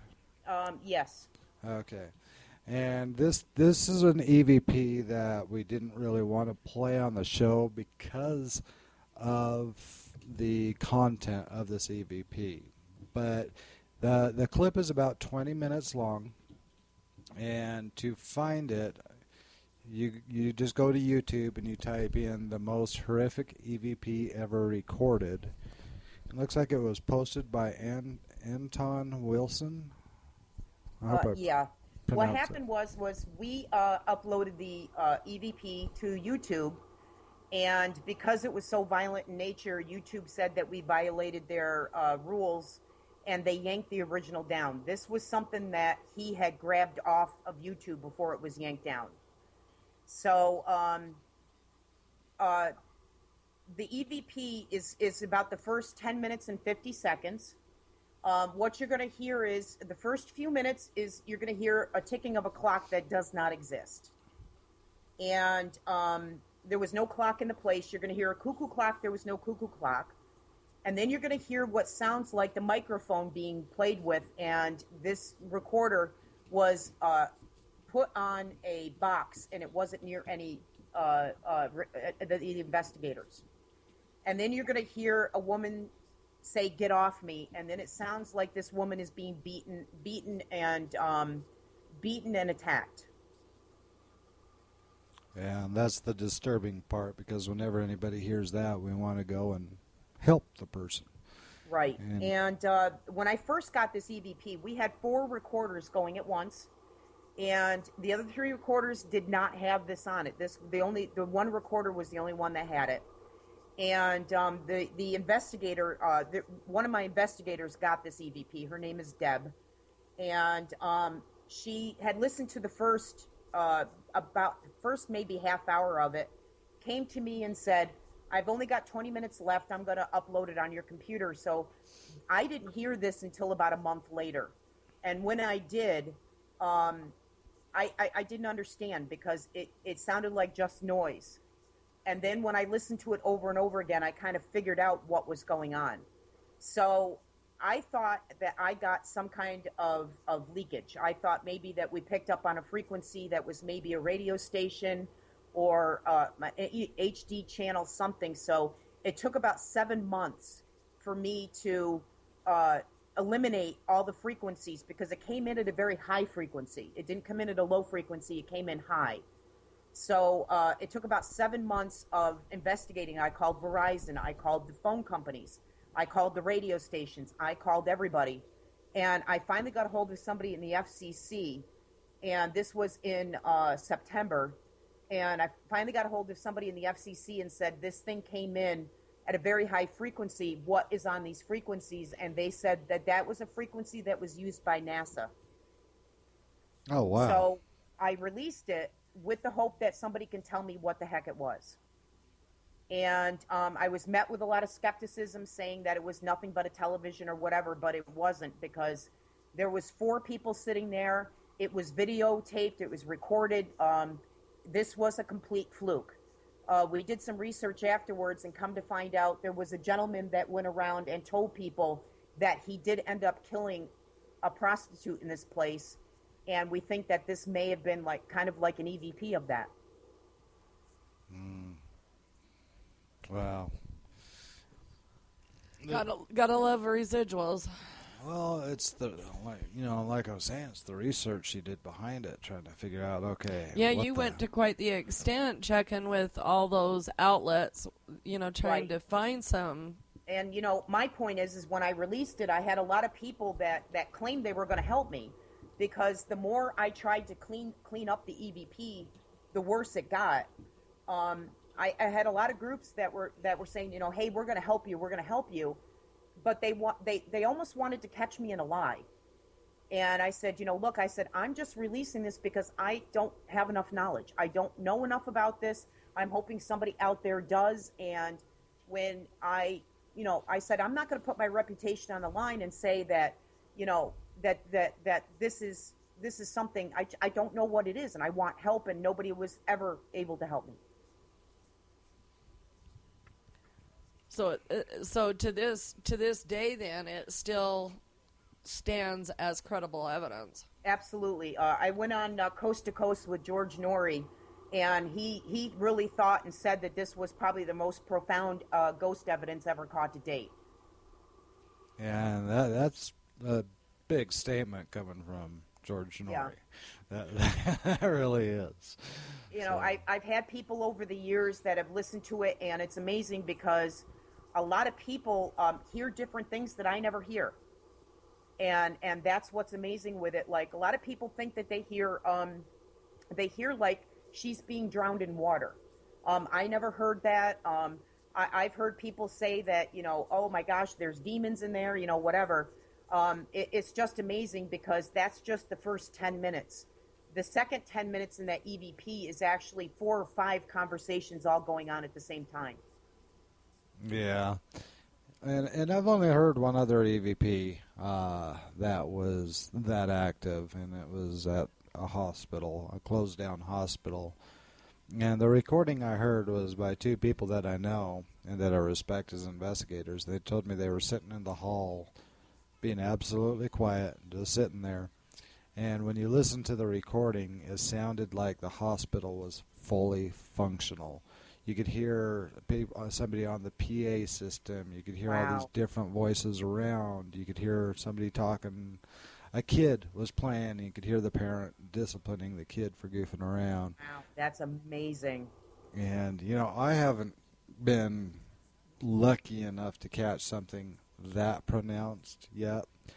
But I believe that it's there, and I believe that it happens. You just have to be at the right place at the right time and know what you're listening for, know what you're looking for. So, absolutely. I really, really would suggest that people go to YouTube and look up a horrific EVP. It's the 3rd one down. And, if anybody comes up with something new, I would love to hear from them. I would absolutely love to hear from them. Okay. Well, I did post a link in the chat room, but I'm showing as guest 4136. I don't know how that happened. I was me, and then I wasn't. But there's also a link posted in the chat room, so if anybody wants to follow that. If anybody just wants to go check it out, they listen to it, and they want to give you some feedback, what would be the easiest way for them to give you feedback so you know who they are and what they're trying to talk to you about? They can go to Stacey Jones on Facebook. Stacey Jones Got Ghosts. That's the way to find me. And, hit me up as a friend and send me a message because, even we got this EVP in 2007 and it still amazes me when I listen to it. It absolutely amazes me. At one point, after this gentleman is done whatever he's doing to her, he actually starts talking to my investigator and starts asking for help. He says, what have I done? Can you help me, help me, help me? So, it's kind of hindsight is 50-50 because the investigators didn't hear him. Right. And we ended up going back and seeing if we can to make contact with him, and, there was no contact after that. It just kind of quieted it out afterwards. Huh? Absolutely. But, the place was very, very active. A great place, historic like you can't believe. And, probably one of the most amazing things ever caught. Right. I need to take a break and apologize to everybody in the chat room. Looks like we have a bad apple in there who's just being disrespectful. The only thing I could recommend to everybody is just to ignore them. I mean, it's obviously somebody who's just one of those people that are looking for attention, so... Right, probably got the mentality of a 3-year-old. Yeah, they're kind of showing Oh, it. you were being brave at saying that. I was going to say a paramecium. That's great, yeah. I just want to a spoiled apologize. 3-year-old at least can get a spanking. This jerk doesn't even give his name. Yeah, well, it's nice to hide behind a fake identity on isn't the it, though? internet. Because those are the people that really make this world go around. Yeah. He just doesn't have enough man to step up and give his name. Puts a little wobble in the spin. Yeah. So, I want to go back, Stacey, and I want to thank you again. I mean, it's been really fascinating talking with you. Yeah, well, thank you for having me on. Absolutely. You've confirmed or you've verified a lot of the statements that I've made in the past that I believe to be true, and you supported that as well. And, you're out there, you're pushing to get people taken care of. I mean, hell, if you spend 10 years on a particular case, then... That's dedication. Yeah, it's about the research. I think that's what's most important. And I think a lot of people have let that go. I think that a lot of people want that thrill. They want that adrenaline rush. And, if we aren't out there doing the research, then why are we doing this? That's right. Exactly. Now, I want to get two things from you. First of all, I want to get if you're talking to somebody who's just interested, who's never done it before, but just interested in trying to get involved in the paranormal field somehow, how would you recommend that they would go about doing it? I really think that joining a group, a reputable group, is the most important thing. And what's unfortunate is you've got people out there that they don't accept new members, and to me, I think that's criminal. That was my mantra when I started Central New York Ghost Hunters, is I was never going to turn down any person, because I remember what it was like when you couldn't even talk about this. And we all learn from each other. I don't care if you have been ghost hunting for 3 days or ghost hunting for 30 years, you learn off of each other. And you learn not just ghost hunting, but you learn how wonderful people can be. And, like I said, the people in my group and the people that I've met, I've worked with Ohio ghost researchers for a long time. All these people that I've worked with and met over the years, I adore, because they've taught me to be a better person. And, that to me is the best thing you can do. Go join a group, go buy a $40 voice recorder, and learn from everybody. Absolutely. And, not just learn ghost hunting, but learn to be a better person. And that guest 690, whatever that guy is, that guy in the chat room, I really think you need to be a better person and go with somebody and learn how to be a better person. Yeah, some people are just ignorant. They're going to do what they do. And, one of the things I talk to people about, too, that are interested in getting into the paranormal field, I always ask them one question. I say, so what are you talented at, or what are you gifted at? They said, well, I'm not afraid to walk into an empty building by itself. And I'm like, no, I don't mean in the paranormal aspect. What are your skills? What are you good at in life? And that always stumps people because they don't understand. They're thinking paranormal is just this one little section of somebody's life. But if you apply what you're truly skilled at, no matter if it's technical or if it's communications or if it's understanding structural design, if it's understanding so many different variables, your skills that you use in your day-to-day life can actually benefit the paranormal field just as much. Absolutely. And I even have to go a step further. And if you're a skeptic, join a group, because those skeptics are the ones that are going to keep us thinking outside that paranormal box. Yeah. And I wanted skeptics in my group. Believe me, I wanted skeptics in my group. I had physics professors in my groups that taught me so much.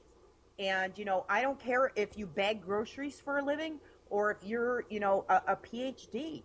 We all learn off of each other. And if you think that you're better than anybody else, then I really suggest that you don't join a group. Yeah, then you're the wrong person to be giving anybody advice. Just check your ego at the door.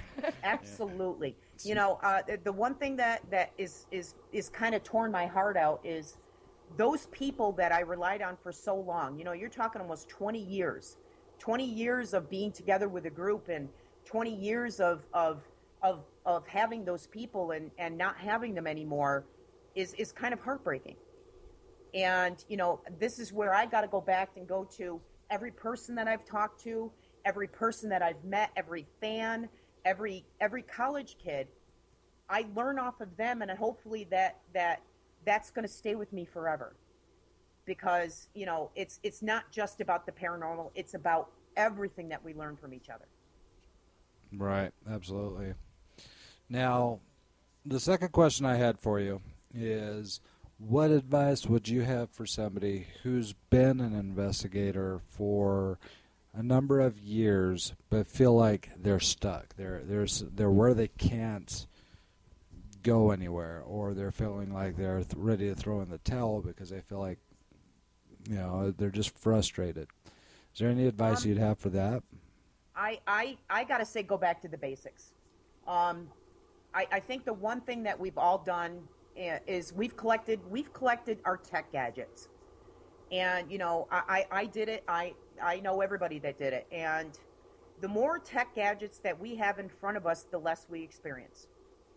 Right. And I went back to basics. I went back to just a camera and a recorder. And I went back to observing. And I found that I missed so much because I was paying attention more to my gadgets than I was the investigation itself. So that's one thing I suggest is go back to your basics. Go back to the absolute basics. Just observe. Because you know what? I think we miss so much when we're paying attention to our cameras and our EMF detectors and, our EVPs and the EMF makers and, all of that stuff. I think just going back to absolute basics will give you just a renewing. And, when you mentioned that, it made me think of an example somebody once gave me in the professional basketball. They said that during practice, what do you see the basketball players practicing? And the answer was always the same, dribbling. They're always practicing dribbling. They know how to dribble. They can dribble, and they do it all the time in the games. So why are they practicing it during practice? It's because they always have to practice the basics, because the rest of it just, it can be a distraction. And so you always focus on where you started. You always work on where you started. And what I found, too, is I started reaching out to people across the country, specifically that concentrated a lot on EVP, and started asking them questions. And I learned so much from them. And, here I've been doing this. I started doing EVP when I had a reel-to-reel machine in my basement. And, I'm talking to people that just started doing EVPs in the last couple of years, and they're getting amazing results because they're asking different questions. They're not asking the same old questions. They're asking questions that, that we wouldn't normally think of. Yeah, and I think that element of change is huge because, I mean, I have talked to people about this before, that have invested the same location or that different people have, and the people always come in and they always ask the same questions. How old are you? How many are here? Are you a boy or a girl? How did you die? Did you die here? Exactly. Did you, and see... And wonder why they don't get a reaction. The poor ghosts are Right. over there on the other side yawning and bored. And my approach is, you're talking to a human being in the afterlife. Treat them like a human being in the afterlife, Walk in, hi, how are you? Introduce yourself to them, say, hey, I just wanted to come in, talk a little bit with you, and see if I could learn something more about you. And it seems like I get more of a positive response by that approach than I do if I'm just doing the monotone, standardized questions. But I think a lot of those standard questions are by new investigators who don't really plan ahead what they're going to ask. They're just they're on the spot, and all of a sudden, oh, I got to ask a question, and so they just pull from the basic questions they hear on, once again, the TV shows or other people around. Exactly. So you got to break that barrier. I think reaching out to other people, we all have problems, If I have a group in New York, oh my gosh, I had so many issues with other groups in New York. And then I met a group out of Rome called Rome Investigations of the Paranormal. And these were phenomenal people. And, I started letting my guard down with these other groups and ask them, hey, look, we're doing a fundraiser. Would you come help out? And I met another group from Auburn and they were helping out. And, when I kind of got rid of that ego and started working with other groups, it just became so much better. And I think that's what we all need to do. Yeah. I could definitely agree. Well, I saw you Heart Utah, so I tell you. I do. Utah is so beautiful. It is so gorgeous. It is. It is a beautiful place when you're not working out in the crap every I day. was going to say when you're not sitting here in the middle of an inversion. But yeah, I've been other places, New Hampshire, Georgia, Nevada, and I keep getting sucked back here to Utah. And you're right. The view here doesn't compare, in my opinion, to really anywhere else that I've been. So it is a beautiful Utah. place. We drove through Utah a couple years ago, and I was blown away how beautiful it was. When your favorite food we just starts a didn't have fight, time to go fight stop back and fast explore like with I wanted to. So I would like to go Heartburn back relief someday. Sorry about that. I just had a commercial pop up on another page. Now, are you ever coming back to Utah? Sometime I'd like to. Yeah, I'd like to. Not anytime soon. I'm enjoying Florida right now. Well, yeah, I wouldn't advise anytime soon anyway, because when you could still see your breath, you're not going to really be wanting to do much out there. But I do want to lay down this offer for you. I'd love to have you in the studio for a show so we could actually sit there here and talk face to face and That would be super awesome. really I brainstorm. would love that. And two, love to be able to take you around and show you some of the most popular locations that we have here locally, just so you can get a little bit more of a feel for Utah's history is the best way to put it. Thanks, Brett. Right. And I think you'd really enjoy some of the locations. Like one of them we have is called Camp Floyd. It's over by an area called Eagle Mountain. It's southwest, a little bit of Salt Lake, and Camp Floyd used to house 1 or 2/3 of the U.S. military back when they were right before the Civil War. The reason why they were stationed here is because they were gearing up, getting ready for what they called the Mormon War, where Utah was trying to claim itself as its own state, or was it country? I think it was pretty much a territory back at Own that territory. particular time. And the government was saying, no, you're part of us, and you're not going to form your own little...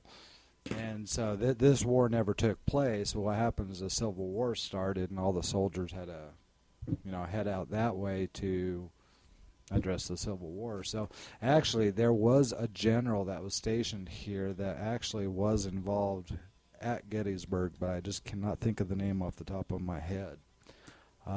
Also, the same location, the same area, was one of the key stopping points for the Pony Express. The route that they would take. They would stop by the Stagecoach Inn, on their way to their next stop, and it was, I guess, one of the key stopping points for it. So, really fascinating location. So yeah, I want to put that offer down. If for whatever reason you do decide to come and visit us here in Utah, you have my information, you have Eva's. We would love to get together with you and just take you around to some of these places. Oh, I would love that. I would love that. Well, the offer's there, so I just wanted to extend that out to you. Now, I ramble a lot sometimes. I'm sorry. It's a good thing I have my own radio show, right? With that being said, once again, thank you for taking the time with us tonight and being on the show. I know the Skype you had to install it. I'm glad you were able to get it put in good. It worked really well, except for those fandom noises we kept hearing once in a while. We'll blame it on our weather here. yeah, the weather was interfering. It might be here because I'm outside and I've got the fans going, so it might have been that. Oh. I thought it kind of sounded like a car driving by, but she's outside. Did you just hear that? She's with the fans outside running, with the fans on. Yeah. We're inside with the windows and doors sealed and the heater cranked up, so that's okay. And before we let you go, I just want to ask anybody in the chat. You got one last question? Anybody have anything that you want to ask Stacey before we let her go? I'll give you a couple minutes because I know there's a delay from the time I talk and the time they hear me. Once again, I am going to be posting this show up on the page we created for you. So if anybody wants to come back and listen to the show that may have missed it, give me a couple of days and I'll get that posted up there. And I'll even shoot you the link if you don't already have it. Checking the chat. We got the knucklehead going off about, Kelly said, great job. Eva, she posted earlier about 80-degree weather. We're jealous. Rub it in. All right. Well, I'm going to go ahead and let you go. Once again, thanks. And just stay in touch with us because we'd love to have you back on the show at any time, okay? Oh, absolutely. Absolutely. All right. Well, you enjoy your warm weather and you have a good night. Oh, you Thanks too. again. I will. Thank you. Okay. Bye-bye. Bye-bye. Bye-bye. All right. I feel like I talk too much sometimes, but yeah, what do you do? It happens. Yeah. I just try not to pay attention to that knucklehead in the chat room. Once again, I need to talk about a couple of our own upcoming events here in Salt Lake City. We have the first one coming up on the 18th at the Cafe Neo Coffee Shop. It is going to be a meet and greet initially, and the meet and greet starts from what time? At 5 to 7. From 5 to 7. Anybody and everybody is welcome to come to the meet and greet. There is no cost. We do urge you to buy a nice cup of coffee or a Danish from them because they have really good coffee. And, hang out and talk with investigators and share stories or talk theories or ideas or opinions or whatever you'd like to do. Then the tickets are on sale on Tippa Online's store here on Tippa Research, just up in the top in the tabs. If you want to purchase a ticket to join the investigation that's happening later that night, we're hoping it starts at about 10:30, should run to about 2, give or take. Well, 2 or later. We'll put it that way. Yeah. And there's been some pretty good experiences there. We'd just like to have new people come, experience it, and see if they walk away with the same things as us. And if they do or they don't, it's a good thing to find out. So it'll help us along, and we could also share some of our experiences in the paranormal field with you and see what, maybe we can give you a little bit something to take away with. Now, on top of that, we have February 1st. We have a special event being initially hosted by the PI team of Utah at the Asylum 49, and it's actually a combined effort with some of the Utah's top paranormal teams, and we're raising money for Taylor Skalgard. I hope I'm pronounced that right. It's an 18-year-old girl who had a cyst removed from her head, and upon all the different surgeries and the rare type of cancer and everything, she's had numerous amounts of surgery and spent a lot of time in the hospital than any child ever should. Although she is recovering now, she will never be able to grow hair on a large portion of her head and will need additional surgeries in the future. So all the portions from this event will help to raise money to help pay for those surgeries and help buy her a few new wigs. You know, to help her out and let her know people out there really do care. This is an awesome chance for the community to come together and show that we have a Their heart. support, absolutely. Now, this is going to be, once again, February 1st, and it's going to be held at the Asylum 49, which is the old Tooele Hospital, obviously in Tooele. This event's going to include a ghost hunt led by, once again, some of the Utah's top paranormal teams, psychic mediums, tarot and crystal ball readings, and raffle for great prizes. Readings will begin about 5 p.m., and ghost hunt starts at about 8 p.m. and lasts until about 1 a.m. The ghost hunting tickets are $22. Well worth it, especially with this group of people coming out to help host For this. sure. Great cause, great group of people donating their time. So this is a huge, huge thing.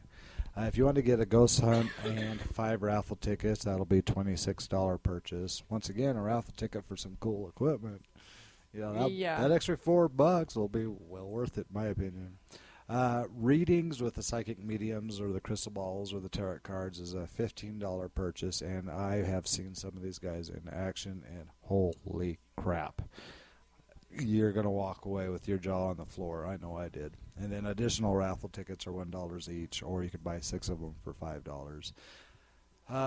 If you want to order your tickets, you can go to paypal.com, send a payment to taylorghosthunt@yahoo.com. That's Taylor, Tayler, ghosthunt@yahoo.com. Or go to wepay.com/events/11544. And, you know, children ages 14 to 17 must be accompanied by an adult, because this is not something that we're going to just bring in random children and freak them out and send them home. You know? Yeah. It's not what it's all about. So anyway, if you want to find out more about this, you can go on Facebook, look up TIPA Online. We do have some things posted there. So does the PI team of Utah. So does TIPA Research. So do I on my personal page. If any of you are friends with me on my personal page, it's all there. Once again, we want to thank you all for coming on the show. Don't forget to tune in next week, because Paranormal Entertainment Talk Show, I believe, is coming back for his first show of the year. It's been a while. And then Howling After Dark with your host, Ghost Wolf J, will be on Wednesday night. That's the 8th. The next weekend, we're going to have Leanne Moon from Dimensions of Spirit. Here on Points of Interest. So with all that being said, we have a lot of cool things coming up and a lot of cool people to talk to, and hopefully a lot more that we could all learn, share, and grow together.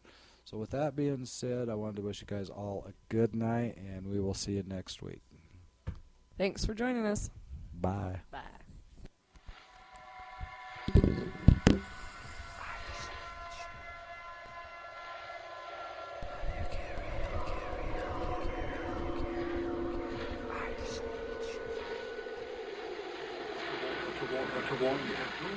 The doom that you stay. Go, go, go, go, go.